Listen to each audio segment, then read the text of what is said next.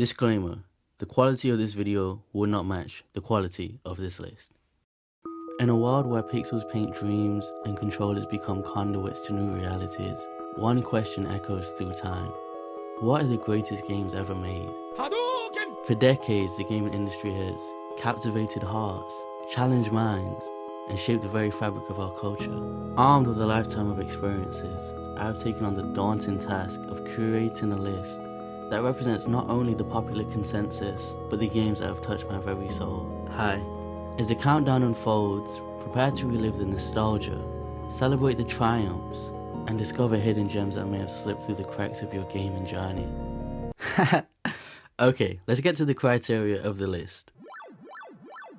I want to make it clear exactly what this list is going to be. This is my top 100 games of all time based on how I remember it and how enjoyable it was. It's not based on the impact it had on the culture, whether it changed the course of the rest of gaming or anything like that. It's not an accumulation of opinions, it's not altered by AI or an algorithm, and it is no politics. I'm not placing any game on this list because I feel like it's the popular consensus and I'll look crazy if I don't have it on here. And while compiling the list, I'll say this. There were a lot of games that I realized, damn, I kind of missed that one, or people would place that and I never got around to that, even though it came out during a period where I was gaming. And it did have me thinking, maybe I need to go back and try this. Maybe I need to go back and try that. But this is my list. As someone born in the year 2000, 22 years old, I feel like that's important to add, even if it makes everyone click off the video. And yes, I saw the GQ list, and the GQ list was terrible.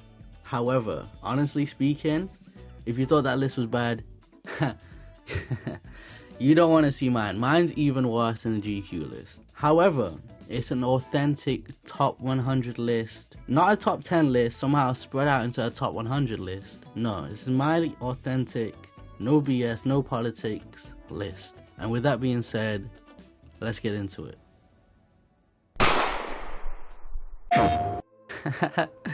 Just like that, I threw away the credibility of the whole list. Now, I did all that cinematic intro just to put the Order 1886 on this list. I'm insane, I'm aware. However, I like this game. I think it got probably like a 56 on Metacritic. I like this game. I felt like the gameplay was punchy, impactful. Visuals were, groundbreaking at the time, at least for PlayStation, on the console side of things. Story wasn't there completely. It was interesting. I liked the setting. The boss fights weren't the best. However, I always remembered this. This game never left my memory after I put people onto this game. It came out around the time where people wanted so many bloated games, filled with a whole bunch of filler. I feel like we're in the time period we're in right now in 2023. People like the shorter experiences. Maybe not 4 hours, but that 8 to 12 hour, more condensed, concise experience. I think people are looking forward to that more and more. And I feel like this game kind of fits into that. It's a good experience with some satisfying gameplay. I really liked it. I know right now I'm sure people are not too happy this is on the list. And they'll be even... that feel even more way about this when they see what else is not on this list. But for me, the Order 1886 is coming in at number 100. Lucky. Maxwell. Woo! Nintendogs, what can I say? This game was a classic. I used to love coming home, grabbing the DS, going on walks, or getting the supplies, or doing a little shower activity, or entering the contest and winning the contest. And this game is a hit. This game is a DS classic. You can't tell me otherwise. This is probably one of the games I put the most time into on the DS. So for that reason, it had to make the list. Honestly speaking, this game probably belongs higher up on this list. And I almost didn't put it on the list at all. But I thought about it and I was like, the story caught me by surprise. It was really good. And the gameplay was good. I just think I kind of forgot. And if I was being completely honest as well, this probably is the best Spider-Man game. Even though I have 2 other Spider-Man games on this list and they're even farther down, which might be unfair. I just remember having fonder experiences with those games. But in terms of story, gameplay, open world, this probably is the best Spider-Man game. And a part of me feels like I should move this further down on the list. But the swinging is great. It feels fun to traverse the open world. I like this game. I don't want to say too much about it because I feel like it's kind of basic. It's just a basic good game. I guess my problem is it doesn't do anything necessarily, anything crazy, anything special, anything unique. It kind of felt like I've done this before and this is the best version and that's it. So it lacked a kind of wow factor for me. Plus the side missions weren't the best either. But Spider-Man at number 98. Another Insomniac game, and another one I didn't think would make the list. And as much as I would like to have the story of the original games, it doesn't, and it has this kid-friendly story instead, which I don't really like. However, what put this game on this list is really the weapons. The weapons were so fun. They were unique, and they were, they had different abilities and upgrades, and I was like, this game is just fun to play. I remember it released not at full price, but that was no indicator of the quality of it. It was, I just really enjoyed it and had a blast playing through it, and that's why it's on the list. This here is my Streets of Rage. Yes, sir. Yes, sir. But I say this is one of the first digital downloadable games you could get on console. Not the first, but one of the first. And it's just a side-scrolling, beat-em-up game. Nothing too crazy, like I said. Kind of challenging, but it was enjoyable. Played the whole thing in co-op and had fun. Now, the same people who would call me crazy for having this game on here would probably have XCOM on their list somewhere. And to me, this is better for X's game. I'm not a big XCOM fan. However, what I am a fan of is the best card combat game on the market right now. This game is great. Whether it's the environmental takedowns, the uniqueness of each character. Spider-Man feels like Spider-Man. Wolverine feels like Wolverine, even though you're playing with cards. The story is not there. The story is buns. The voice acting is buns. But it's some of the best card combat gameplay you can play. It was just really fun to play through. And that's why it's on this list. Most of you guys probably don't know about this game, but Shakedown Hawaii. Slept on game. Super slept on. It's a top-down game, open world kind of situation. You play as a businessman that's out of touch, old guy. And he try and get it back out the mud, So he's blowing up streaming sites. He's taking out online servers and he's trying to restore the feeling of the old days, and it was just a fun top-down game to play. I really liked the game. I got the platinum in this game and everything. This game is super slept on with a unique art style. Visuals were nice, gameplay was fun. Great game. Now, this is an Assassin's Creed game that people have been wanting for years. It's an open world checkbox kind of game, yet it does things differently enough to keep things fresh. There's the wind system where you swipe on the D-pad and it will show you a gust of wind where to go instead of having a mini map in the bottom corner or arrows on the ground pointing you where to go. It felt fresh. It was a very nice looking game on the PS4. It closed out the generation. The combat was great with the stance system. I like how if you increase the difficulty in this game, not only do the enemies kill you quicker, but you kill them quicker. So that incentivized people to play on harder difficulties, which I always like. The story was interesting. It wasn't amazing, but it had some interesting plot points that were compelling. And again, this was just the Assassin's Creed game that people wanted for years, and it did things well and fresh enough to not feel too much. The world wasn't overbearing. You didn't look at the map and say, Jesus. You looked at it and was like, I can manage this. This is nice. Black Ops 4. Not the best Black Ops game. Probably still the worst one other than 3. However, this was the first Call of Duty game that was not boots on the ground that I thoroughly enjoyed. Looking back, I put a surprising amount of time into this game. And just the movement system and looking at the more recent Call of Duty games, they aren't very good. For this, I still had fun here. I liked the maps. I liked the way the guns felt. I liked the movement, like I said. And looking back, the score streaks, there was just a lot to like. And I didn't fully appreciate this game all the way at the time. Talk! Don't make me crack your skull and look for the answers inside. Batman Arkham Knight. Probably my least favorite Arkham game. However, still a great game and still holds up till this day. It even looks better than Rocksteady's newest game that's releasing 10 years later with Suicide Squad. I don't know how, but it does. This game continues on with the combat that revolutionized gaming, A myriad of games ended up copying this format, you know, and understandably so. It's great, it works. Games like Mad Max, Sleeping Dogs, Shadow of Mordor, a lot of games copied this format. When it comes to the Batmobile, it wasn't so great. It wasn't the worst, but it wasn't executed in a favorable way, I'll say that. It could have been done a lot better, but regardless, great game. Saints Row 1. Great game, but this was when it was still a bit of a GTA clone. It didn't really fully find its identity just yet, but regardless, it was still a fun game with fun activities, with a good solid story, nice open world to explore, character customization of course. This was a good game. Demon Souls. Like a lot of us, Demon Souls, my first time playing it was on the PlayStation 5. And so this means I've had a bit of experience with the Souls game prior to this. And because of that, the game was ever so slightly underwhelming. Mainly because bosses only had one stage. I felt like it was very easy in comparison to the other games. But that being said, visuals were nice. The boss fights were still fun. The gameplay was still fun. Exploration was still fun. And that's why I feel like it still deserves a place on this list, because I had a blast with this game still.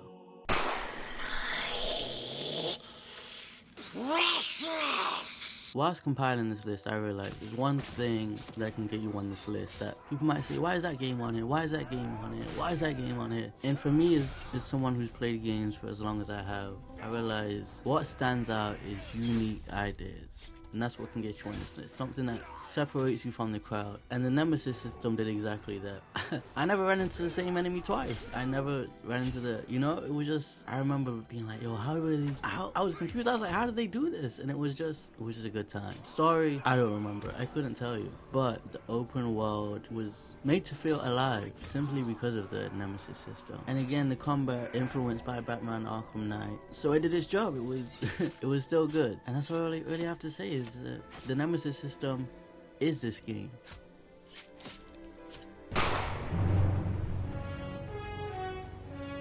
Unfortunately, my first Metal Gear game was Ground Zeroes, which was a great game, to be honest. As short as it was, I bought it at launch full price and had a good time with it. But this is a franchise I think I would like. That's why I'm excited for the prospects of a remake coming out. However, I played 5, and it's a series that was so heavily touted for its great narrative. It didn't really do it for me. However, the gameplay did. There was always something to unlock, something to customize, something to do. And again, it was just a fun game to play that brought something a little bit different to the table, like I said in the last one. It was somewhat unique still. Tetris. I like this game. I don't like it nearly as much as everyone else. Everyone puts it, this is number 1, this is top 5, top 10 at least. It's cool. It's a cool game. It's enjoyable. It's a fun experience. But let's not overhype it. Let's calm down. It's a good game. I put it in the top 100, but you just, it is what it is. It's a very simple game. That is part of what makes it good, but let's not go too crazy. It's okay. It's a good game.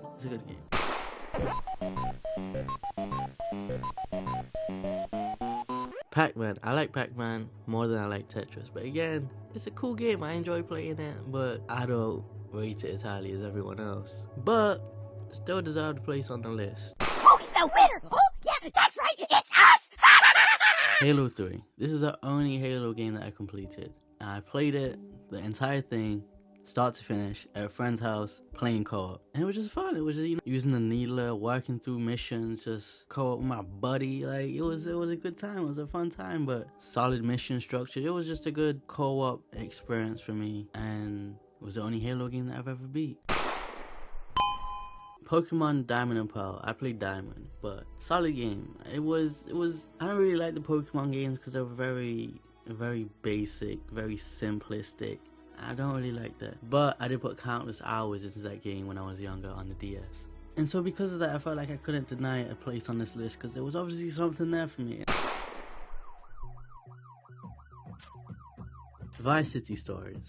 Now, I never played Vice City actually. I need to get to it. I do have the remaster, so I will get to it. However, I didn't like the loading screens when traveling from either side of the city or whatever, but I still enjoyed this game. It was still fun, it was still enjoyable, it was still a game I got a lot of playtime on the PSP, exploring Vice City, and it was a handheld. It was on the PSP, so it made the controls and how it played, a bit more understandable, whereas the console counterparts I mean, those games at the time, they were fine, but, you know, as they get older on GTA 5, and, you know, it gets a bit questionable.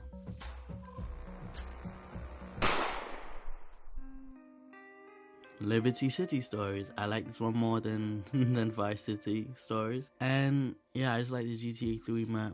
I like the story here, and there's not too much to say. It's a GTA, it's an old classic GTA game. When they would release them every couple, like one a year or whatever, every few months or whatever it was, they released them quick time, just for them to start taking 5 to 6 years and not too much change. But Liberty City Stories at 81.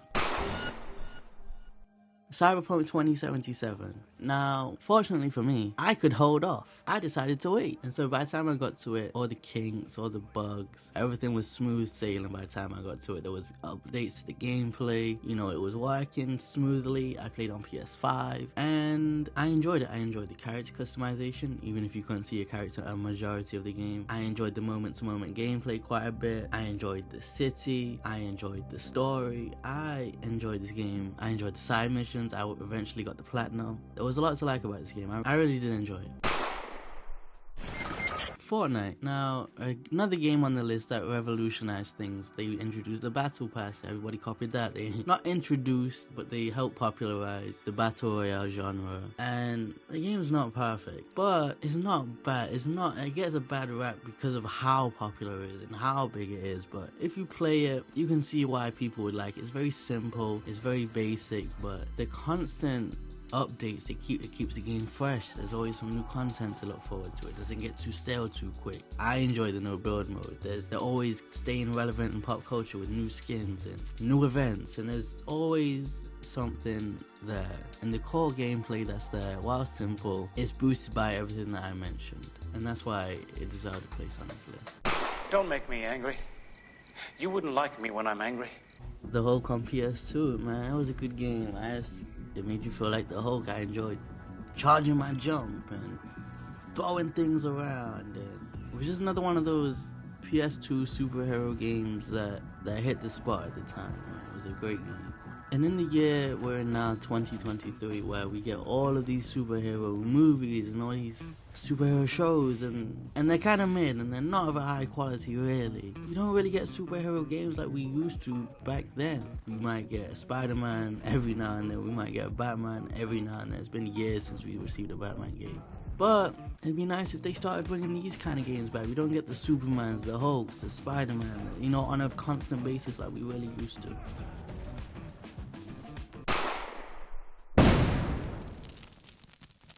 Some people had GoldenEye, but for me it was Freedom Fighters. That was the split screen game where you go over, you know, don't look at my screen. I mean, you cheating. Like, I enjoyed the squad-based combat.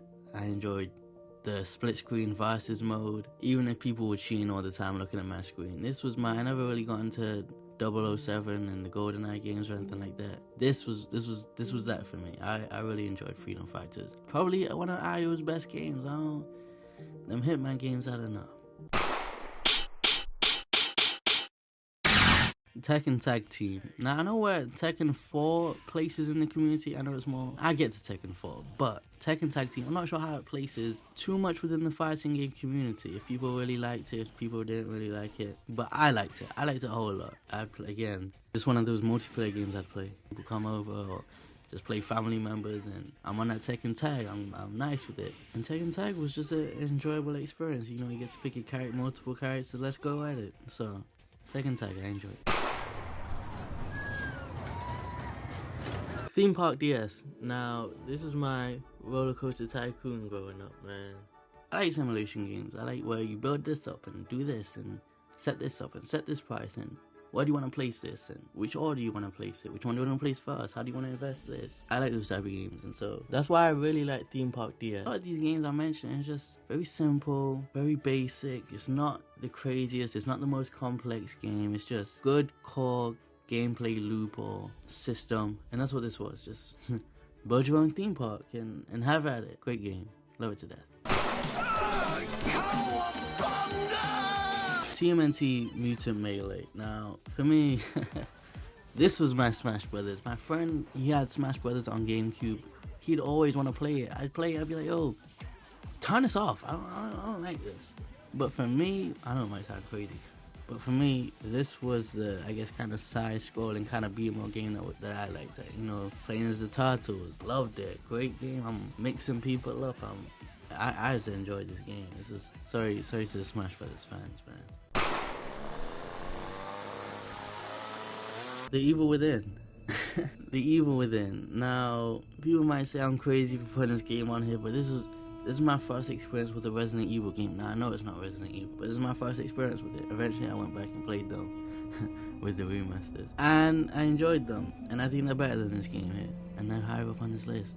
However, I really like this game. I enjoyed the gameplay. This was obviously a new experience to me at the time. I hadn't played the Resident Evil games. I was like, wow, this game is really good. It was kind of scary, which kind of, I guess, put me off at first, because I never really liked horror games or scary games or anything like that. So when I got to it, I was like, but it ended up not being so bad. It wasn't so bad. The first bit, I was a little shook, but other than that, I like this game, and I would like to see a third entry in this series. You will die like vermin. Wolfenstein 1. Often I don't really like single-player first-person shooter games. Give me third-person. However, this game here, interesting story, interesting characters, great moment-to-moment gameplay. This was a pleasant surprise for me. Everyone was hyping it up. I said, fine, I'll try it out, and was pleasantly surprised. The series fell off a little bit after this one, but I even liked the standalone DLC, was it Old Blood or whatever, and I like this franchise. I even liked the second game. I know people didn't like the second game too much. I liked the second game, but for me, this was definitely the best. And I like this more than I like Doom. Sleeping Dogs. Now, growing up, I really did like the true crime games, and so when this got cancelled, I was really disappointed. When I heard they're bringing it back and then just changing it to Sleeping Dogs, I was like, say less, I'm in there. Day one. And I'm happy that I did, because I got the platinum in this game again. I enjoyed the music, I enjoyed the open world, the dating activities, the open world activities. They released some DLC. The DLC was pretty good for this game. The story was great. I was compelled the whole way through. It's quite a dark game. There's some dark themes in this. There's some brutal scenes in this game. It was just really captivating, very interesting, it delivered. It was in an era where the GTA clone style games started to die down, and I don't feel like it's fair to call every open world game where you have a gun a GTA clone. It's not true. Again, this is a game that had that Batman style of gameplay. Guns weren't too heavily involved, but they were involved if you wanted to. I'd always drive around in a police car just so I could have one in the back of the trunk. And I like driving in this game. I thought driving was good. There was races. The races were fun. I enjoyed this. Dark Souls 3. Now, I played it straight after Bloodborne. Not straight after, but when it released, which wasn't too far after Bloodborne. And I was a bit disappointed in the game and myself. The game, because it didn't play like Bloodborne. It wasn't as drastic as people said. It still felt similar, but Bloodborne was just so good to me that this game, it didn't quite hit the same. However, the boss fights were still interesting. Again, very interesting world to explore. Great scenery. Visuals were beautiful. And I enjoyed it still. I enjoyed it regardless. I say disappointed in myself because I found Bloodborne to be relatively easy. I was breezing through it. And this game was a bit harder for me. It was a bit more challenging for me. However, great game. Love it today.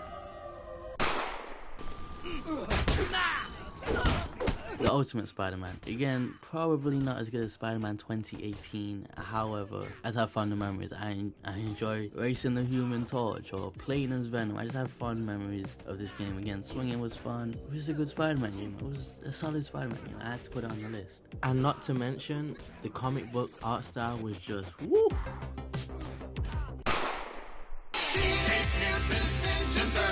67 and 68. I've combined them together because, to me, they kind of blur together in my mind. Now, these were games that I played when I was younger with my mother, and she bought them back to back, or we played them back to back, and I don't really remember them being too different. They might be, but in my memory, I just remember them being TMNT games that were just a fun time to go through, you know. I liked playing as Michelangelo, and these were just two Konami games back when they were pumping out banger after banger after banger, you know. They were just solid Teenage Mutant Ninja Turtle games that you could play with someone else that I had a fun time with, and that's why they made it on the list for me.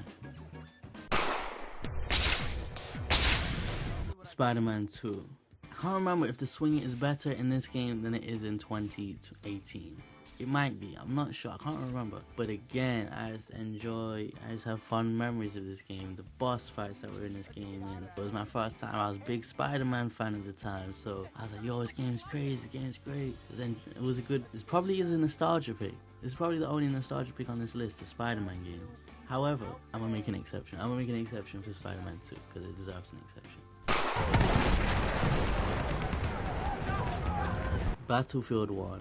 Now, this game is an interesting one. I am someone who likes modern shooters. I'm not really into the let's go back, or let's go forward. Like, let's not go futuristic. Let's not do World War I or anything like that. But for this game, after a miss with Battlefield 4 and what people consider a miss with Hardline, I don't consider it a miss. It was the first game where I was like, okay, this is a Battlefield game I can sink some time into and put some hours into. I enjoyed this. The destruction wasn't crazy, but it was decent. The weapons, the maps were decent. You know, I enjoyed this Battlefield game. I say that. It wasn't like Battlefield 5 or 18, whatever, 19, whatever they released recently that was trash. No, this was probably the last good Battlefield game.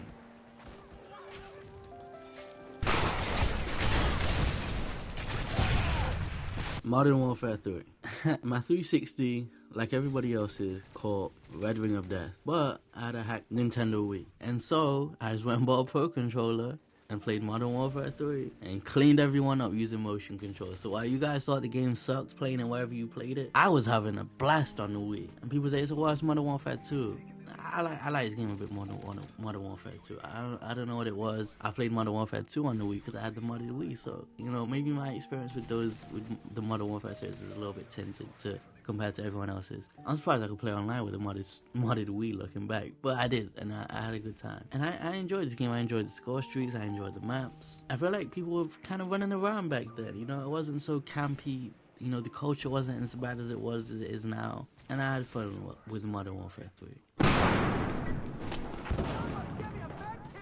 Battlefield Hardline. Yes, Battlefield Hardline is on the list. Yes, I liked it. Visceral Games, they should have never closed Visceral Games down. They made some great games, man. And funnily enough, I think Dead Space isn't their better games. I liked them back before they changed their name and they were releasing games like The Simpsons and the Godfather games. I liked them back then. But Hardline was very, very, very overhated. Now, was the destruction the best? No, and that is Battlefield, so I understand why people wouldn't like that. But this was more infantry focused, which is what I like about Battlefield games. I'm not trying to hop around in a tank the whole game. That's not me. But the moment-to-moment gameplay, they had the cops and robbers kind of vibe to it as a twist on the franchise. I like the weapons. I like the map. I really like the close quarters DLC of Battlefield 3, and this felt a bit more like that. And so I wasn't too mad at this. I feel like this game got severely overhated. I still don't fully understand why people act like this was the worst thing ever. This was a solid Battlefield game and introduced some new fun game modes, and I enjoyed it.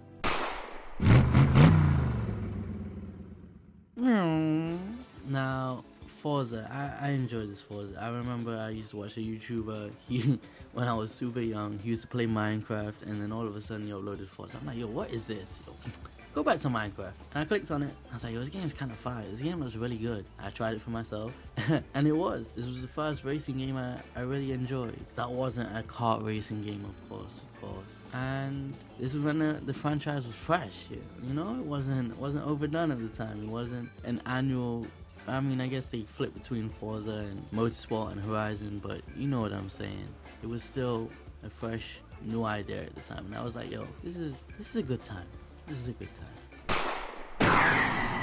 Tekken 4. Now, this is a case of I really don't know any better. Obviously, I played Tag Team, like I said. But other than Tekken 4, I only really dipped my toe in the other Tekken games. I know this is considered one of the worst Tekken games. People like the game because of the aesthetic and the vibe and maybe the story. And those are the reasons I liked it. And I enjoyed the gameplay. But apparently, people don't like the gameplay of this one. I'm not too sure why. Apparently, it's a bit weird or it's a bit slower or something. Or I don't know. But I enjoyed it. I enjoyed the stages. I enjoyed the characters. characters, I enjoyed the story, I enjoyed the music, I enjoyed the vibe, the atmosphere. There was a lot to enjoy with this Tekken game. This is my favorite Tekken game, but it's really the only one I put a lot of time into, so I can't really speak on the mechanics of other games in comparison to this one. But this is my personal favorite Tekken game. I got a plan.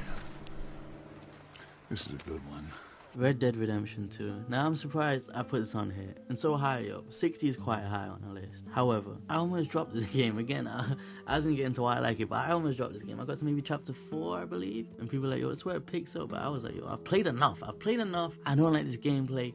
I'm going into the settings and changing the controls because there's no reason the game should play like this in this year. But I worked through it, and the story was good. I enjoyed the story. The story got me, man. I tried the online. Again, it seemed like a cash grab like GTA Online. I was good on that. But I liked the open world. I liked one of the best games visually to this day still. I just like the tone. I like the story. I wish the gameplay was better. I like some of the missions here. I don't like certain things, like if you stray too far away from a mission and you'll ruin the mission, you'll lose, you have to restart. It's like, why is that like that? That shouldn't be like that. Why is the game so restricted? But it's one of those games again where I remember this. I think about this game every now and then. I'm like, there was some good times to be had in that game, despite the controls being so bad. Because if the controls were up to par and were where they should be, this game could be one of the greatest games ever for me. I know it is considered that for other people, but you can't. The theme of this list is it's fun to play, and there were missions that were fun to play, and the story made it fun to play, and the character customization,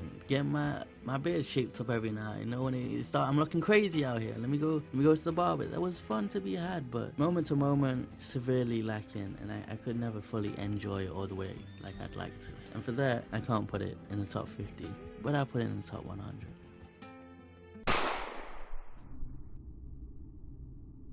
The Cave.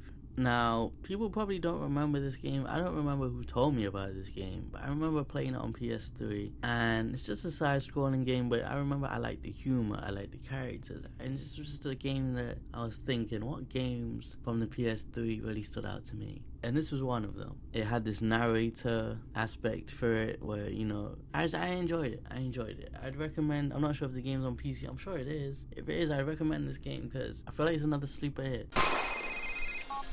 Nico, it's Roman. Let's go bowling. Now, GTA 4. I know some people don't really like this game. Well, what I kind of like about it, I guess, is I kind of like the driving. I know the driving is a bit crazy in this, but I kind of like it. Also, I like the open world. I like the story. I like the character of Nico. And that's all I really need. Like, I feel like the gunplay map wasn't the worst either. It was still, you know, for the time, it was you know, okay, it was acceptable, it was passable at the time. And yeah, I like this game. I like its DLCs. I don't know if you count its DLCs as they were standalones as part of this, but they were good as well. And yeah, GTA 4. Rainbow Six Siege. Now, I like Rainbow Six Siege. It was a good game. I enjoyed the operators that continued to come out, the maps that continued to come out. The game has gotten a lot better than when it launched. And even around launch, I thought it was a decent game. One-shot headshot rewards scale, kind of luck with that, but destructibility, I feel like the maps are solid in this game. The gameplay loop is solid. Yeah, this is a good game. This is a really good game. It caught the Ubisoft downgrade. It did. It doesn't look as good. However, the gameplay is better than it looks in that launch trailer or reveal or whatever. If it played like that, the moment to moment, like, no, I don't think it would work. Not for long, pal. Apex Legends. Now, my favorite of the Battle Royale games. Just because I like the movement, I like the abilities that are there, I like the weapons, I like the map. And I say the cosmetics and how they're done is the worst, so terribly done. So, unfortunately, whereas Fortnite, I bought a lot of skins. This game, I don't think I bought anything for, because it was ridiculously priced. There were loot boxes, and yeah, this ain't it. This ain't it. But the gameplay, woo! Satisfying at the least. And coming from the Titanfall devs, you know the movement's gonna be there. So this is why I feel like this is the best out of the Battle Royale games for me.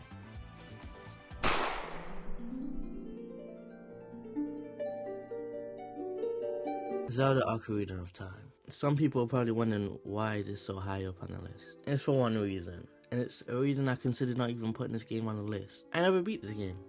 I think it's the only game on this list I didn't beat. And the reason I put it on here, despite not beating it, because why would you not beat one of your top games ever made, right? I got trapped. I got trapped underwater. I locked myself out the game.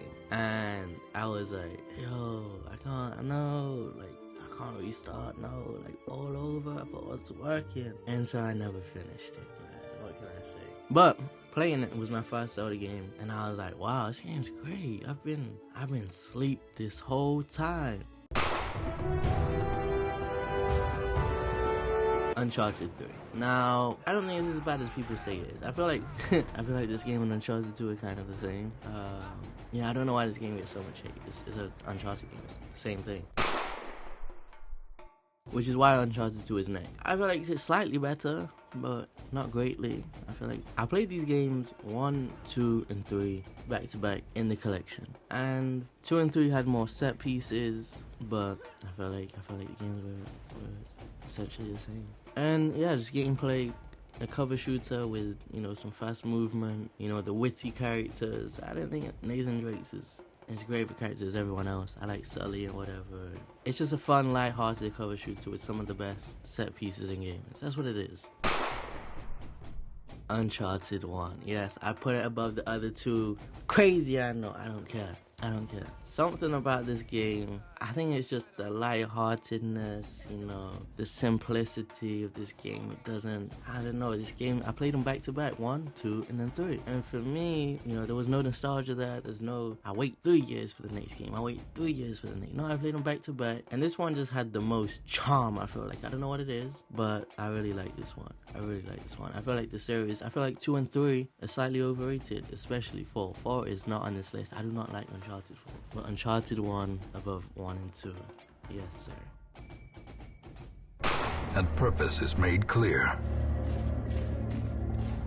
Darkest Dungeon, a very intricate game. There's a lot of mechanics, a lot of things at play in this game. You obviously, it works, you pick your crew, you start your mission, you see the rewards or whatever it is, and then you try not to die, you try to get all the rewards, you try to get out. When you get out, you might have a person who needs, you know, you gotta sit on the bench for a while, he needs healing or he's sick. So you gotta pay a whole bunch of money to send him to the doctors, right? Or maybe you got a character, they caught a sickness, you gotta send them to the doctors, it's gonna cost you a whole lot of money, they gotta sit out. Or maybe somebody's burnt out, man. they need some female companionship. Gotta send them to the brothel or whatever it may be in this game. I forgot what it actually is. But yeah, and just recruiting new people and leveling them up and knowing which combination to take. And this was just this is a fun RPG. It kind of plays like a JRPG, I guess, turn-based situation. That was just really fun. Really, really fun to me. As we get into the top 50, I wanted to take an intermission and say there really is no great way of doing this. There is no perfect list, and the top 50 is where things really start to get serious. From masterpieces that pioneered groundbreaking mechanics to narratives that pulled on our heartstrings, these games have stood the test of time, earning their rightful place among the most beloved games in history. For the rest of this list, prepare to embark on a journey through diverse worlds where you'll encounter unforgettable characters, engage in epic battles, and solve mind-bending puzzles, immersing yourself in awe-inspiring storytelling. Each entry on this list represents a triumph of creativity, innovation, and craftsmanship, leaving an enduring legacy that continues to inspire new generations of gamers. Did I ever tell you what the definition of insanity is? Far Cry 3. Great game. Another game where it's hard to do a really good FPS first-person story game. And this was a first-person open-world story game, and it pulled it off at the same. Back when this formula was brand new and not repetitive, and we really hadn't seen anything like this. Great villain, so much so that they based the entire Far Cry formula off this, you know, evil bad guy. That's the Far Cry, you know. Look forward to who's the next bad guy gonna be in the Far Cry game. And the gameplay was good, and the activities were fun, and taking out outposts and leveling up guns and going hunting to upgrade pouches and things like that. It was just a really good gameplay cycle, backed by a solid open world, backed again by a great story. So, top tier game.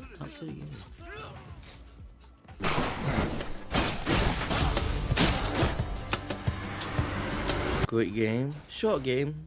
Maybe about half an hour or so, but you have to keep beating it and keep beating it, and each time you beat it, like, you're a little bit more story, and a little bit more story, and a little bit more story. And it's randomly generated, so it's a little bit different every time, but only so much. Only so much. They don't listen to some people, they overhype. But there's different ways to approach it. There's different weapons, you get different upgrades, and different abilities, and it does stay fresh. I beat it personally 8 times, so I know I didn't even finish it entirely. I think I've beat it maybe 10 times. But for me, I beat it 8 times and was like, that's enough. That's enough.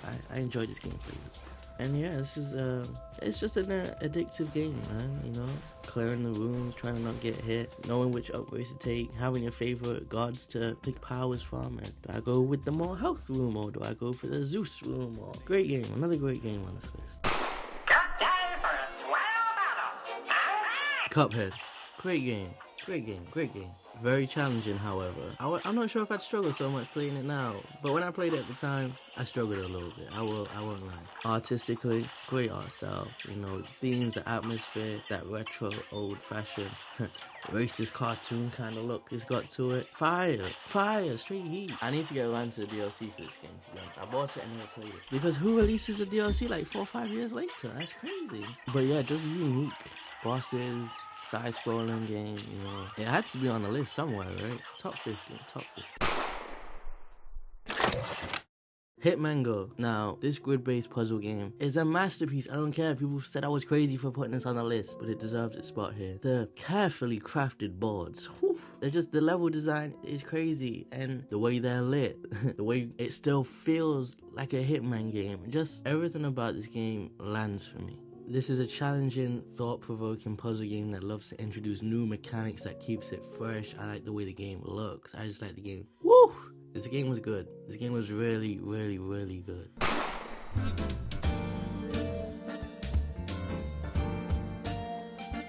GTA 3, a pioneer for games to come. This is a great game. This is back when GTA games were still fun. I know it's a hot take. I don't like GTA 5. I don't like GTA 5 at all. But this was good. This was good fun. The graphics, of course, for the time were great. Moment-to-moment gameplay was great. Unique missions. A game that still holds up to this day. You can play GTA 3 right now and it will still be a good time. This is a classic. This is one of those classics that just had to make the list. Mafia 1 remake. Now, I remember playing this game and saying, this game feels really old. I love it. It had that feel of one of them old games, and it is an old game, and they remade it, but it still felt old. I was like, yo, these are the games I used to really love. And again, the story was there. I just really enjoyed this game. It surprised me. I was like, wow, people didn't like this, that they didn't like some changes they made with compared to the original, and they didn't like, I don't know, I just didn't see a lot of people really love this game. And I did when it came out. I really did. When did you last see your mother? Yesterday afternoon. LA Noire. Now, this game here, something special. I don't believe there's another game like this that exists. I don't believe you can go play another LA Noire. I feel like this, they made this, the studio closed down, and then that's it. No more games. And there was just never anything that followed up. There was no sequel. There was no, spiritual successors anywhere that popped up. This is the only version of it. And the visuals for the time with the face technology was great. Driving, I like in this game. It's an open world, but there's nothing to do in the open world really, but that's fine by me. A lot of the games that took place in this era they had open worlds, but nothing to do in them, which was fine. It was, it was more so a backdrop for the story, and I had no issues with that. And again, just solving the cases and trying to, put pieces together. And this was a really good game. I really enjoyed this game. There was, the chase sequences were fun. Like, I enjoyed a lot about this game. One of a kind, special game here. Yakuza Like a Dragon. Now, I don't love the characters in this game as much as the other Yakuza games. I actually dislike some of the characters in this game. I do not like that homeless guy. Yo, get him out of here. I don't like the homeless guy in this game. Get him out of here. But I like the gameplay. I like the open world side missions. I like, the typical things from a Yakuza game. I still do like the story here. And that turn-based combat fits. It didn't feel out of place here. This is the only Yakuza game I got the platinum in. But it's not my favorite. It's just a really good turn-based RPG set in the Yakuza world. And if you like Yakuza games and turn-based RPGs, I don't see why you wouldn't like this game here. Arkham Asylum and Arkham City. I'm putting them together, although if I had to put one above, I'd put Batman Arkham City above it at 41. But great games. Again, these games pioneered so many genres. They pioneered and introduced a whole new combat system that wasn't really around before. The whole press triangle to dodge and square, and you know, great game, really good games. Great stories, great cities, great side missions. Just the best superhero games ever made. As simple as that. And putting this video together and seeing this gameplay again, it makes me want to go back and play the remasters for this game because I never got to them. But I would like to go through and play these two games again because they're great games. Wii Sports had to be on the list, but is it a great game? Is it really? I don't know. When you find out everything you're doing is actually kind of fake, and you don't need to be flicking your wrist around crazy, you know, hitting it as hard as you can. You can just give it a light tap and give it a light roll. But still, regardless, I had fun with the game. Played this game with my grandma. Like, everyone was on this game, right? The bowling activity, fun. Tennis activity, fun. Like, everything was hitting. I was putting beats on people in boxing. And just a fun packing game that people be like, yo, but would you really bought it if it wasn't a packing game? Yes, I would have bought Wii Sports if it wasn't packed in. What are we talking about? Come on, let's be for it. You guys gotta stop talking about Wii Sports like Horizon. No, I wouldn't have bought that game. Great game, love it today. No! Simpsons Road Rage. Now, I never played Crazy Taxi. This was my Crazy Taxi. I even played this game like a month ago. I'm still nice at it. You play me and Simpsons Road Rage? You ain't getting no customers. I'm out here, bro. But yeah, Simpsons Hit and Run. Who did I play as? I don't really remember. I don't remember if I played as Lisa or Apu or Homer. I think I mained Homer. I think Homer was my main character. But yeah, it's a great game. Crazy Taxi, essentially, in the Simpsons universe. And, you know, too much to say. I really liked it. I remember this game, played it with hella people again. Eat my shorts. All right, I'll eat your shorts. Simpsons Hit and Run. This was my game right here. I remember getting into is it the Bartmobile? The one that blows up in like 2 hits if you crash it. Maybe 1 hit. And it's the fastest car in the game. I just enjoyed. This is another classic game, of course. You know, just driving around playing as the different Simpsons characters. And I saw somebody playing this game on PC in 4K, and it looked amazing. I was like, yo, I was kind of just. I was like, yo, this game did not look this good on the PS2. I don't remember it looking as good. Obviously, it must have not. And I just really, really, really would like a remaster of this game or a remake or whatever it may be, because this game's a hit. I don't know what to say. Doing the little stunts, like, come on, bring it back, man.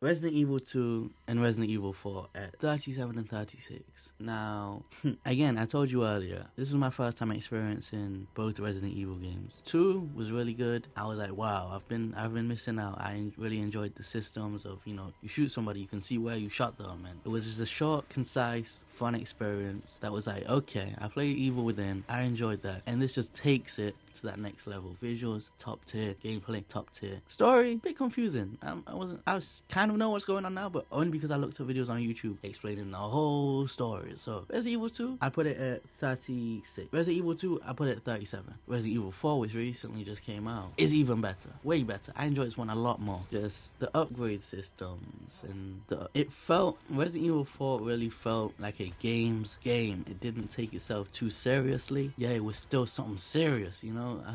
If that makes sense. It was a really fun game to play through. The story was interesting. I was like, okay, where's it gonna go? And I guess it was somewhat easy to follow along, but still, in the bigger scheme of things, not really. I know some people didn't like Ashley, like, why do I have to constantly save Ashley? But however, I like that. It made it stand out from different games, and not in a stand out just to stand out way. I actually did like it, because now I'm mindful of, you know, how many ammo. I'm mindful of how much ammo do I have for which weapons. Okay, I'm gonna use this weapon, save this weapon. I'm gonna take out this enemy. He's over here. There's maybe a boss over there. So I'm gonna try and take him out. Now someone's got Ashley, now I gotta turn around and save Ashley. I gotta not be careful though. I can't shoot Ashley, because if I shoot Ashley, the mission that fails. And I just like that aspect of having to look out for so much. Weapons felt impactful. Graphics again, great as always. Great mission structure. I just really like this game. I really like this remake. Glad they got a remake. I'm living in that 21st century, doing something mean to it. Man.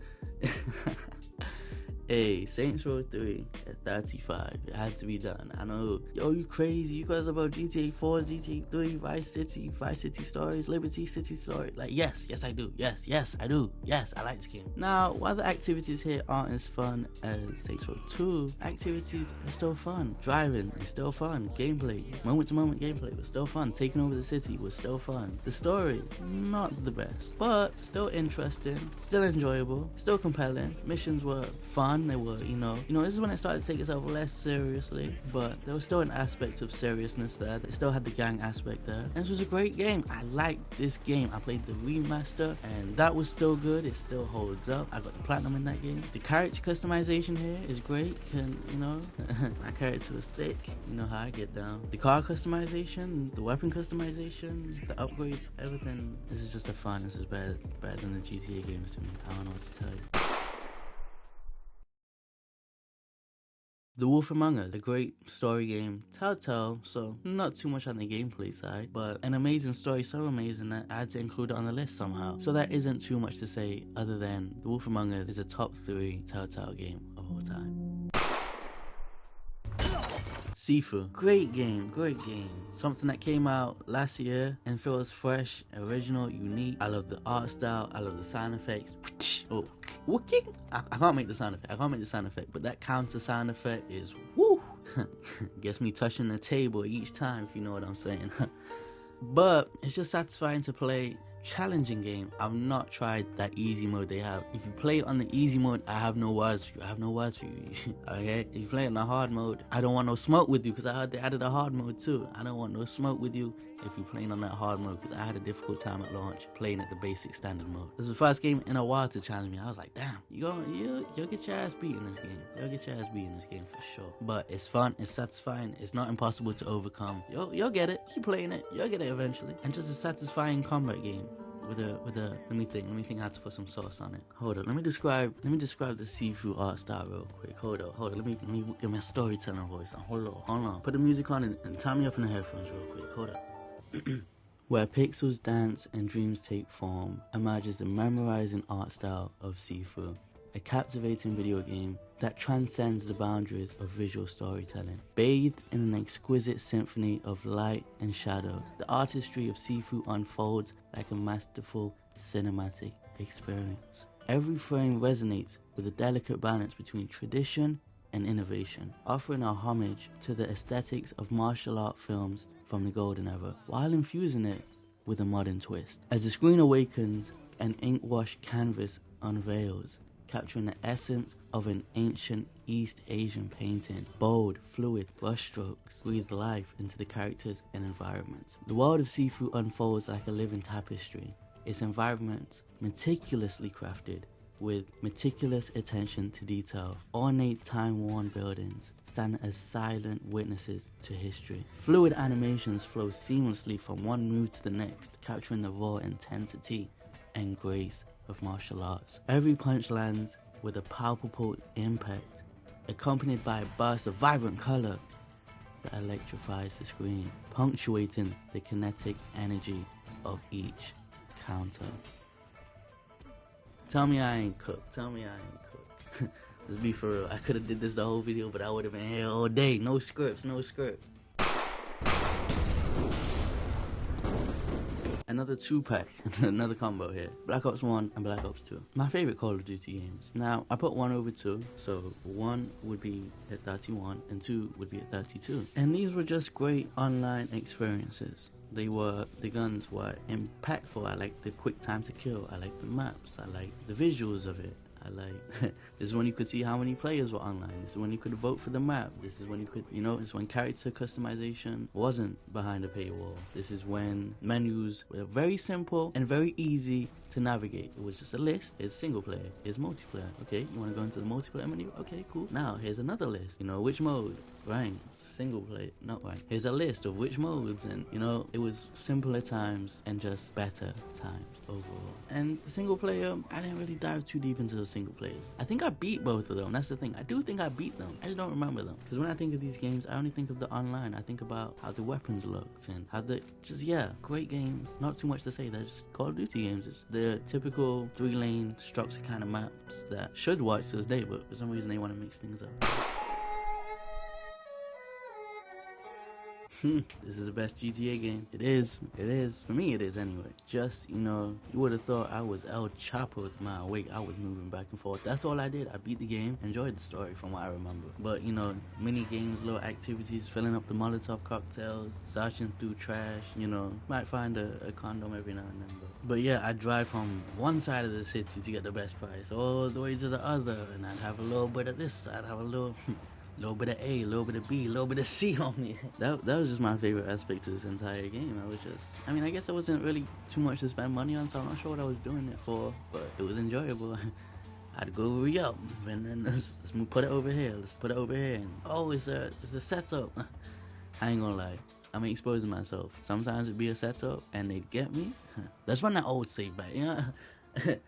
I can't lie. I was a scumbag. Again, there was no reason to even be doing any of it. There was not that much money. There weren't that many things to buy with money. I had, you know, I bought my guns, I had my straps, I had my rocket launchers, and I had everything I needed. But this aspect was just really good at the game, and that's why it's my favorite GTA game. The gameplay was good too. The driving, the shooting, everything was still good. Everything was still fun to me. Like, yeah, top-down GTA game, a hit. My favorite GTA game by far. Oh, this is so frustrating. You see, this is what I don't get about you bad guys. You know the hero's gonna win, but you just don't die quickly. Borderlands 2, back when Handsome Jack was still funny. This is before they milked the hell out of Handsome Jack and everything. You just call in on the radio and you'd be like, yay, it's this guy again. Now it's like, Jesus Christ, get this, oh my God, turn that off. But I played this game co-op with my sister at the time. Great game, love it to death. Just the looter, the original looter shooter for real. I like the different brands of guns.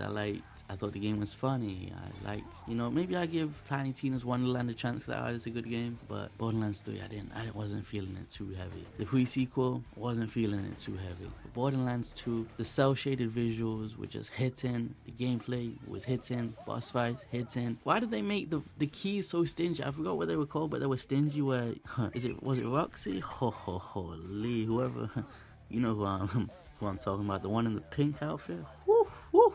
But I don't know why the keys were so hard to come by. I think I had to like link a Gearbox account for a key, and then that was all my keys done. I was like, yo, give me more keys. But Borderlands 2, the only real looter shooter that I thoroughly enjoy. It had to be on the list. Classic game, classic game. And the DLC was great too. But I was gonna say, if you play this game on the PS Vita, you should be arrested.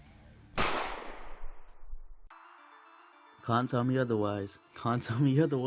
Rollerdrome. Now, I said this was a Game of the Year contender in one of the videos I made. I was not lying. I really enjoyed this game. People be like, oh, it's clickbait this, it's clickbait that. No, these are my real opinions. Rollerdrome is a classic. It's a classic, instant classic, just like Sifu from last year, instant classic. Now, it's one of those games, like I said, what puts you on this list is doing something different, something unique. And this, you know, I know people will put SS Tricky and all these. No, this game is it. Again, another back-to-back cel-shaded game. I like the art style. I like the visuals, I like the aesthetic, I like the vibe, I like the moment-to-moment gameplay. This is such a good game. I might go back and platinum this game because that's how much I enjoy this game. And the movement is just fluid, and the shooting is just fluid, and it works. You're on skates, and you're shooting, and you're doing twists, and you're doing tricks to re-up on ammo, and everything's just, you know, it's hitting on this aspect, firing on all cylinders. This game, if you haven't played it, you need to go play it. I think it might even be completely free on PS Plus right now. I know at the time it was only a little trial, but I think right now, it might be on PS Plus, you know, the essential tier. And if it is, you need to play. This is a must-play game in my opinion, just because it does something different and it's fun.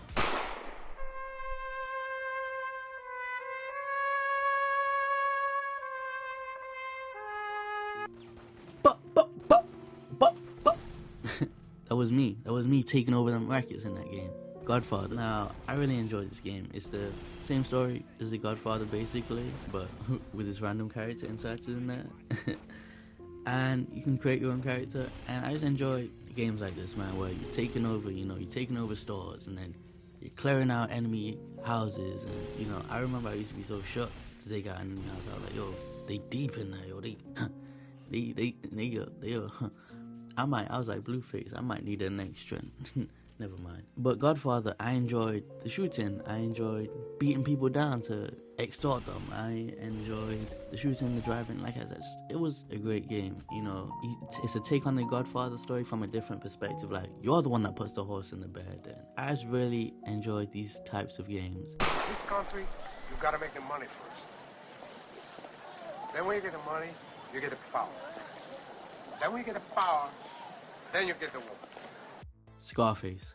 Now, people said this game is trash. This game is not trash. You need to get yourself checked out if you think this game is trash. This game, alternative universe kind of situation where what happens if Scarface doesn't die at the end of the movie? If he turns around, right? And this is just a great game. The driving is fun. The cars are fun. Taking over, again, is the reason it's on this list is just getting that product and selling that product and moving it from here and moving it from there and picking it up and dropping it off, and the moment to moment, the guns feel impactful, the shotgun, woo, just everything it hit with this game. It was, yeah, just playing as, you know, Tony Montana, and great game, man. Great game. The dialogue, entertaining. Like, I wish this game got a remake, a remaster, something. Just give me anything, man. I need something. Like, so many of these PS2 games need to just bring them back.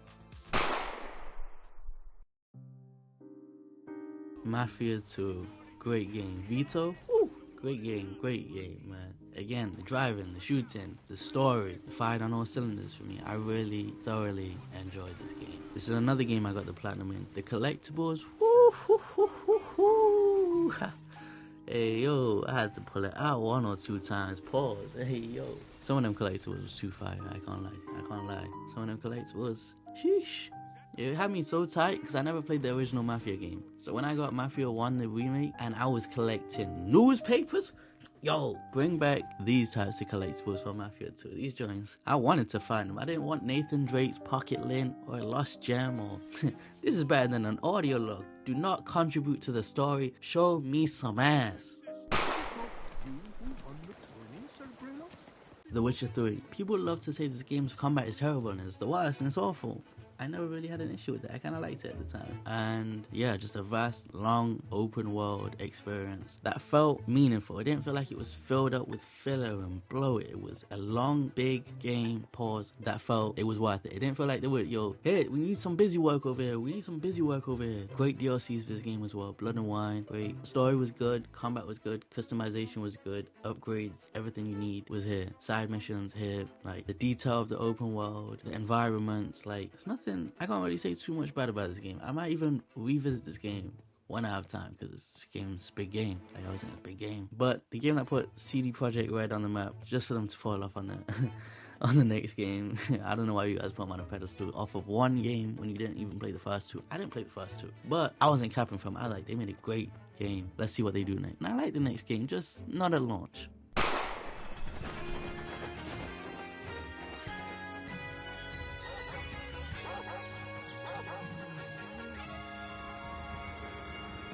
Mario Kart 8, probably the best Mario Kart, but I have another Mario Kart on this list, even lower down. However, this is just a good game.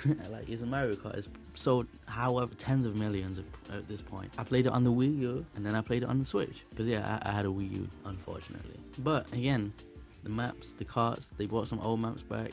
Fun experience, great characters. They have the kart customization, pimp out your ride how you want. It's just one of those fun, puts a smile on your face type of games. Play it with friends, get competitive. It's just a classic. It's Mario. Mario Kart. There really isn't too much to say. Steam World Heist. Yeah, another game like this that's on the list.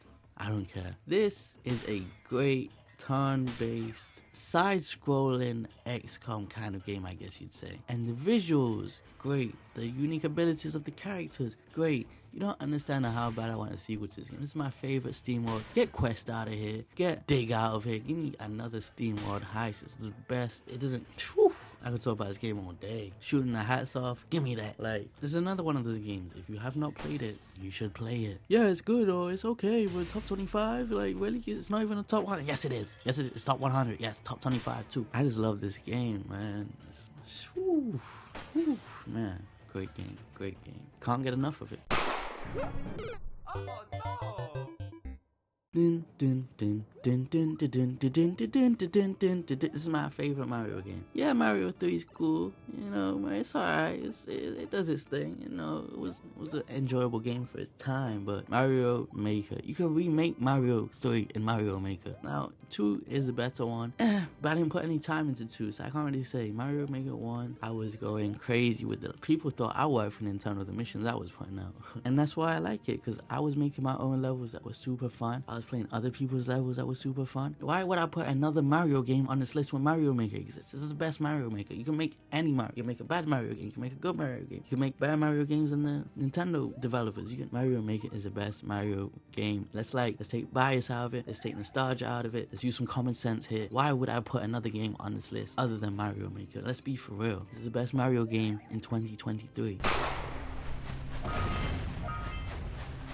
Jak and Daxter. Yeah, no Mario 64. Yeah, I like Mario 64, but I never finished it. Jak and Daxter, however, is a game I have the platinum in. I'm not too big on platformers, but something about this game just hit different for me. Maybe it was the sense of humor, maybe it was the visuals, the art style, but collecting all the orbs in a mission, and yeah, just Jak and Daxter. I remember playing it with a smile on my face. It's one of those games where, you know, smiling ear to ear playing it. It was just classic game. Jak 2, nope. Jak 3, nope. Keep them. I don't like those games. I don't care. I don't like those games. I never beat those games because I dropped them because I was like, yo, what is this? But Jak 1, however, Naughty Dog been dropping bangers for a minute. Super hot. Yup.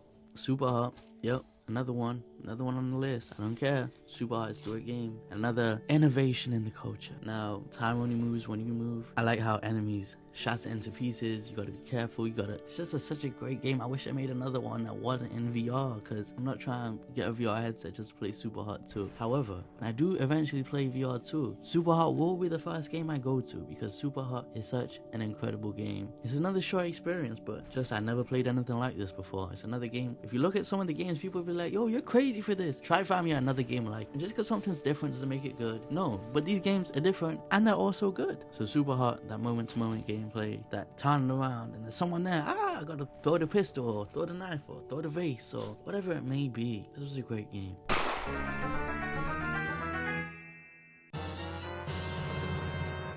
Breath of the Wild. Great game. I really do like this game. Now, I had a Wii U and I wanted to play it, but I was like, let me hold off until I get a Switch. But there wasn't enough games for the Switch at the time, so I got to it a year or two later, and you know, by then I heard, yo, it's the greatest game ever made. It's the greatest. There was all this hype. There was all this hype. You can do this, and there's so much freedom, and this is, you know, game changing. It's a once in a lifetime, once in a generation game. And I'm like, okay, we'll see.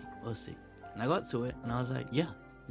I agree. Now, I don't feel like all the comparisons to this game are fair, because I don't feel like the games... I feel like a lot of games get compared to this game, and it's not rightfully so, because those games don't play like this. They aren't this game. And that's a compliment to Zelda. It's not saying that other games are like bad, but they'd be like, yo, Horizon, Zelda. No, it's not. Horizon and Zelda, nothing to do with it. They're not even similar. I would absolutely take this over Horizon any day. But, you know, the freedom, the traversal, and the weapon durability didn't get to me like it got to everyone else. I was fine with it.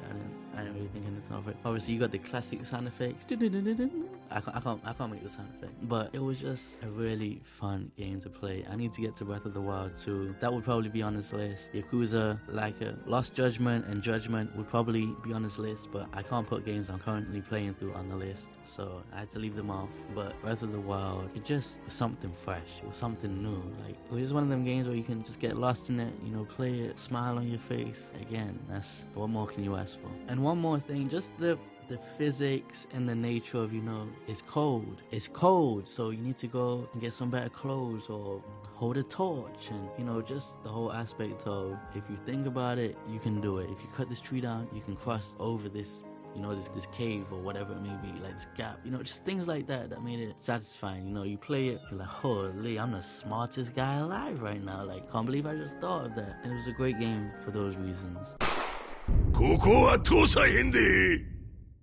People have told me this game is better than Yakuza 0, and you're lying to yourself. This game is great. I enjoy this game. It's got the little kid, right? You know, I enjoyed the story here. It was compelling, and it's just a really, really good game with an amazing story. I think it takes a bit of time to pick up, if I remember correctly. It takes a bit of time to get to, but once it gets there, it hits Again, it's a Yakuza game. The side missions, they hit. The characters, they hit. Everything. The gameplay hits. Just an amazing, incredible game that I would say I can't recommend enough, but I can recommend the game a little bit more, and that's Yakuza 0. I like that game a lot more than this one. But, you know, it's on PS5, PS4, wherever you want to get it. However, it's not with the new graphics, you know, so it might look a little bit dated still. It's more of a, it didn't get the full overhaul like Kiwami 2 did or Yakuza 0 did, but that shouldn't deter you from this game. It's still great. It's still amazing. I love this game. Hotline Miami and Hotline Miami 1, not 2. I don't like 2. Not that 2 is necessarily a bad game, but they made it too big. They did some weird. I just don't like that. It doesn't feel like 1. It just feels like they lost the formula. Like, yeah, it's top down and it's got some music and, you know, but no, it's not it. It's not it. However, Hotline Miami 1, woo! That's my game right there. That's my game right there. The music, the soundtrack, you already know how it's coming. Moment to moment gameplay. It's it's one of them ones. It's one of them ones for real. This is one of my favorite games ever. You know, throwing a baseball bat or bending the corner with the machine gun, you know, or whatever it may be. Kicking open the door on someone, you know, just that brutal top-down gameplay with an amazing soundtrack to back it. And an interesting story, you know, what's going on here kind of story. Great vibe, great aesthetic. Just, I love this game. I love this game. Oh, I'm sorry. You didn't know. I'm just sorry for being mean. The Walking Dead Season 1. Great Walking Dead game. I played this before I ever watched the show. It got me into the shows and just a really compelling, pulls on the heartstring kind of story, man. The games following it up weren't awful. They were decent, you know. They continued the story, but it never had this impact. This was the game that put Telltale on the map, rightfully so. I understand why. And again, it's nothing I can say too much about. It's a Telltale game, so it's a point and click game at the end of the day. However, that story is up there. It's up there. The characters, they're up there. This is an incredible game.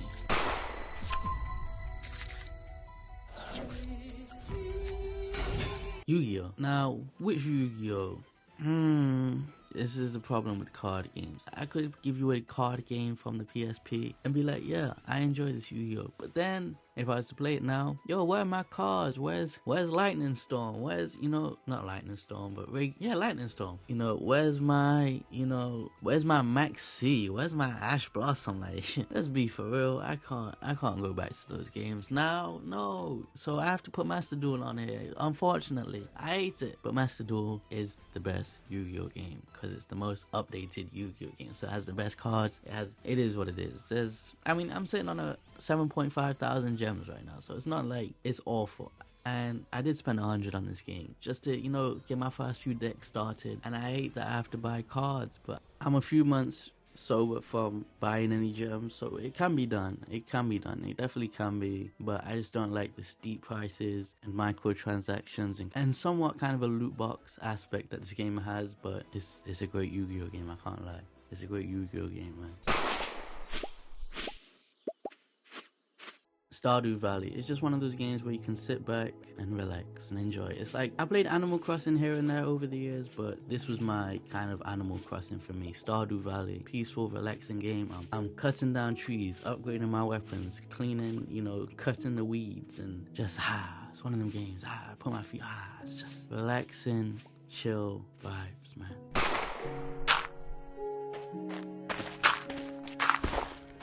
Minecraft. Now, I don't play it as much as I used to, really at all, really. But I've got probably over 1,000 hours in this game. I used to just, you know, it's my relaxation game back in the day, you know.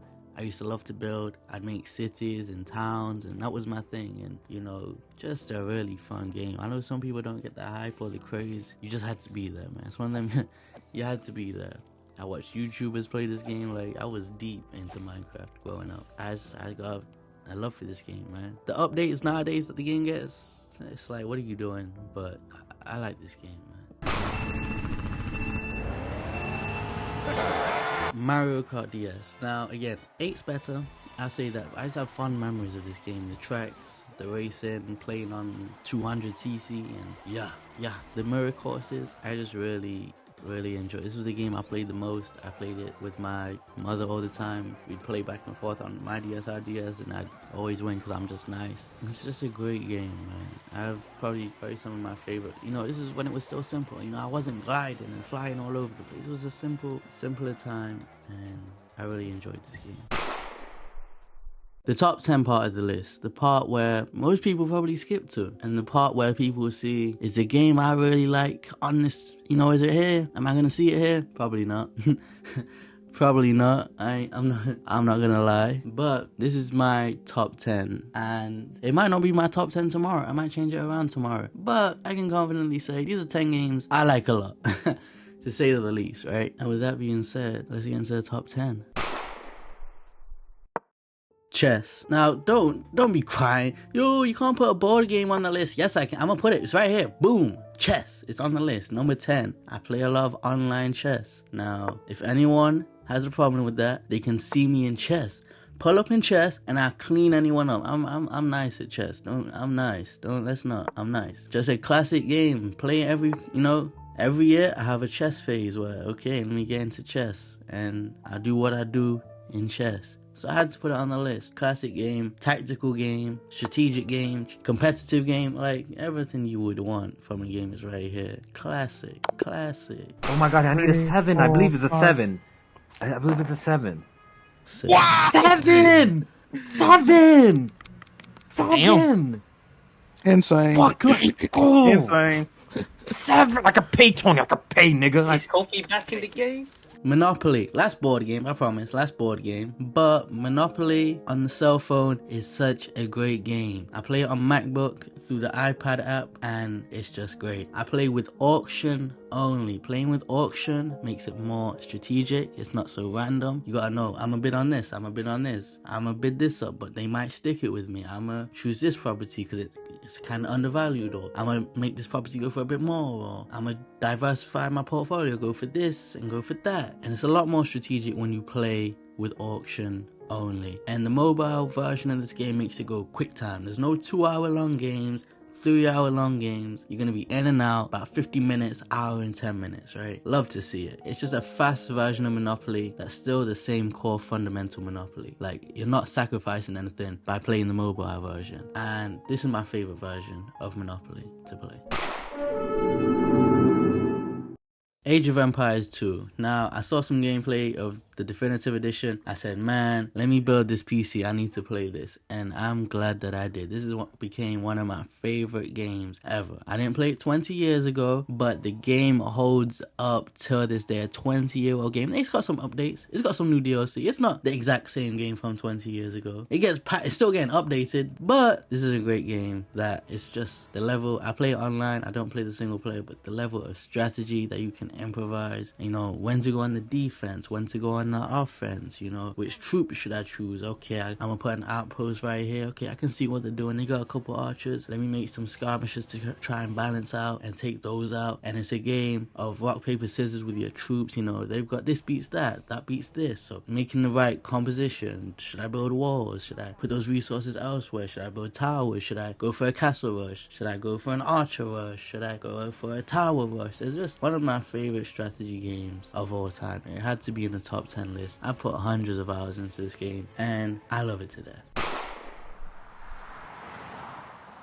City Skylines. Now, like I said earlier on when I was talking about Theme Park DS, I really love games where you get to manage resources and choose where to allocate funds and choose certain policies that you want to implement. And City Skylines is a game I lost countless hours to. And yeah, I bought all of the DLCs and they work together. There's Theme Park DLC, so I got a little bit of that still. There's Park DLC, so I get a bit of that.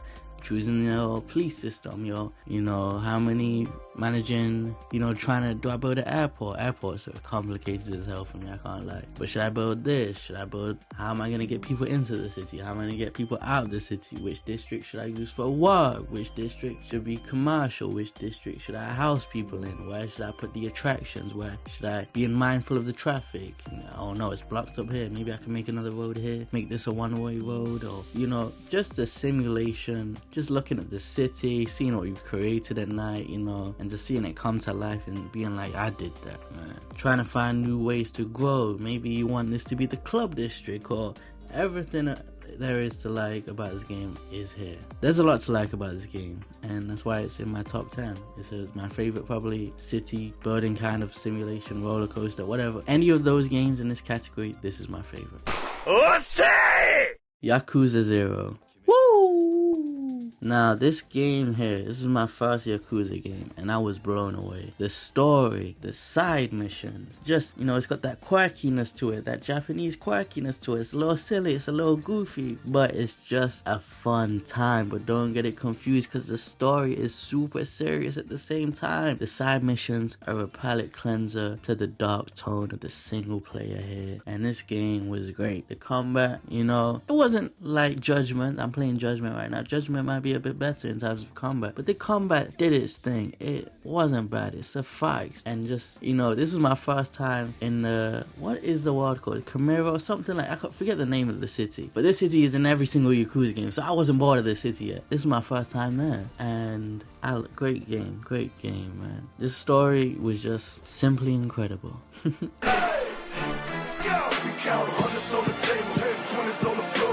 Saints Row 2, top 5.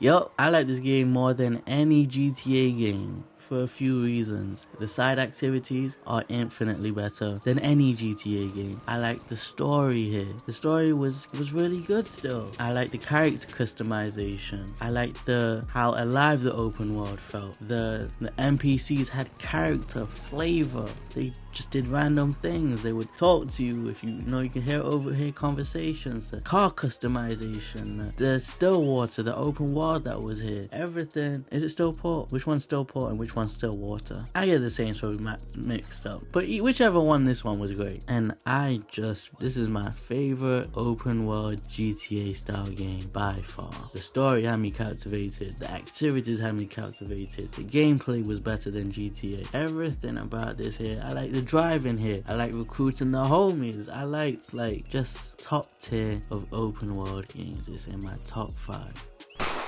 I get into trouble down there, you make every shot count. The Last of Us. Now, when this game came out, it was my favorite game of all time. Eventually it got dethroned, but I still have it here at the number 4 slot because I still enjoy the story, I still enjoy the gameplay, I still enjoy the stealth. And here's one thing I'll say. People say his gameplay is boring. They say this game isn't fun to play. They say a lot of things about this game. They say it's a movie, and if you played this game on anything less than Survivor, you did a major disservice to yourself, because playing this game on Survivor does a few things. First of all, it's gonna limit your ammo, so you can't just be running around shooting. You're going to have to employ a bit more strategy. You know, I gotta use the brick, I gotta use this weapon, That adds to the gameplay. Having limited ammo adds to the suspense. Playing on a harder difficulty where, you know, enemies will kill you quicker adds to the suspense. Having no listen mode adds to the suspense. And the game becomes a lot more suspenseful, a lot more immersive, a lot more thought-provoking when you play on those harder difficulties, which is why, for me, I think it's vital to play on the harder difficulties. This isn't like any other game where it doesn't make any difference. No, this makes all the difference. Somebody told me I was lying about this. They said, no, what difference would it make? Blah, blah, blah, blah, blah. And then the remaster came out, the port, whatever you want, remake, I guess it's a remake technically. And they played it on Survivor, and they were like, you know what? You're right. This is a completely different game on a harder difficulty, and it's a lot more enjoyable. So listen to me. If you didn't play it on Survivor, go back. I play it on Grounded, but, you know, if you want it a little lighter than that, Survivor is, you know, that's the minimum for me. So great game. Love it today. On top of that, Factions multiplayer. I played it for so many years. Like, I played it up until 2020, 7 years after release, which is a lot considering they stopped updating it a long time ago. So I was still putting work in, even though it had no updates. Just a fun multiplayer on top of a great single player. Battlefield 3. Now this is my favorite FPS shooter of all time. The map, fire. The destruction, fire. The DLC that we got for this game, fire. Especially the close quarters DLC that we got. That was just, you know, because I wasn't really, like I said earlier on, if you didn't skip to this part. The tank combat is cool. I'll hop in the tank for 2-3 minutes, but I'm not trying to spend a whole hour in a tank, in a helicopter, in a jet. I really enjoy the moment-to-moment gunplay in the Battlefield game, so I'm not trying to be in a tank, which is why I really like that close quarters DLC that came with this game. And this game was just amazing to me. I never played anything like it before this. I'd only played the Call of Duty games really when it came to online multiplayer games, so when I got this game here, I was blown away. This was my first Battlefield game, and I was just loving every single moment of this. This was the first game I ever put 1,000 hours into. That's how much I liked it. And the day that DICE returns to this format, this formula, will be the very day that I put another 1,000 hours into a Battlefield game. Bloodborne. Now, I played this game, I said, man, this game ain't it. I put it down, never touched it again, until 2 years later. And when I did, I immediately, after finishing it, went and got the platinum. This is my favorite Souls game until this day. It's not Sekiro, it's not Demon Souls, it's not Dark Souls, it's not Elden Ring, definitely not Elden Ring. This is the one right here. This one right here. Now, I'm not gonna lie, I found this game slightly easy. I won't lie. I beat multiple bosses. I can't remember how many it was. I might even want to say 15. I beat a ridiculous amount of bosses. First try, first attempt, not over leveled, maybe 2 or 3 levels above. I can't remember. I remember asking people at the time, am I over leveled? And they're like, no, it's about maybe 5 levels above where you should be. And I beat numerous bosses, first try, no guys, no YouTube videos, but that didn't make me not like it any less. And there was some, I think the most I ever died to a Bloodborne boss was maybe 8 times, and I just enjoyed the design of the world, the design of the bosses, the design of the weapons, like everything, the movement, the way you can, it rewards aggressive play rather than playing more defensive. Like everything about this was for me. The dodge mechanic, I like dodging more than I like parrying. I don't like parrying in games. Maybe that's why I don't like Sekiro as much as everybody else does. And like I said, it's my first entry to the Soul series, and I loved every minute of it. So great game. It had to be on the list. Number 2. You're such an asshole. Yup, the number 1 slot goes to The Last of Us 2. And I'll be honest with you, I don't think this game is perfect. The one thing I don't like about this game, and the only thing I really don't like about this game, is it has 1 or 2, quite a few pacing issues. But other than that, this game ruined every other game for me. And once in a generation, you'll get a game that does that. A game that's so good that you play another game right after and you're like, yo, this isn't it. This doesn't match the level of quality. My standards have been raised and this is just falling far below them. And The Last of Us did that for every game surrounding it for me, because the gameplay was incredible. The story for me, I really enjoyed it. People said it didn't make sense. It made plenty of sense to me. The graphics were incredible. Attention to detail, incredible, with the bullet damage and the enemies calling out names, and it was just an amazing game that I don't know. This game has the best third-person shooting of any game ever made. This game is a lot faster than the first Last of Us. There's a lot of speed. You know, you can run even faster. You can move even faster. There's the dodge button. There's the prone button. The gameplay is just, I was blown away when I played this game. This game, I didn't like Uncharted 4, but this game here was just left me speechless. And like I said, I enjoyed the graphics and I enjoyed the story. But for me, what this list really is about is gameplay. I prefer third person over first person shooters, and like I said, this is my favorite third person shooter ever, which meant, if you're thinking logically, it had to be my number 1 pick, and I don't disagree with that. The Last of Us Part 2 is the greatest game of all time. If you made it this far, thank you for watching. This is probably the most time I've ever invested into making a video. I probably spent over 70 hours putting this video together. I guess I really just wanted to kind of escape my comfort zone, make a longer style video, which I've been wanting to do for a while. During the process of doing that, I was like, damn, I'm not sure if I want to do this again. However, I wanted to make something that I was proud of. I see people making these video essays and things of that nature, and I really wanted to do one myself and put my own twist interesting take on it. I just wasn't sure how, because honestly speaking, not to, you know, talk down on anyone, but a lot of these video essays, all they really do is just repeat the whole storyline to you and then say like and subscribe. And I don't want to do that. I don't want to just tell you the whole story of Yakuza 0 point by point and then end the video. What? I don't really understand what substance you get from that. But I wanted to do something sort of like that, and I couldn't really figure it out. And then the GQ list came out, and I was like, I can maybe do something similar to that with I can kind of put the vision I have for a video essay into a top 100 list. And I hope everyone enjoyed it, even if they don't enjoy the list. I put a lot of time into this. I put a lot of effort, a lot of thought into this, and I just, you know, I hope the people like it. And with that being said, I'll see you in the next video. Bye. Hiding everything in life is very frightening, and our life with so much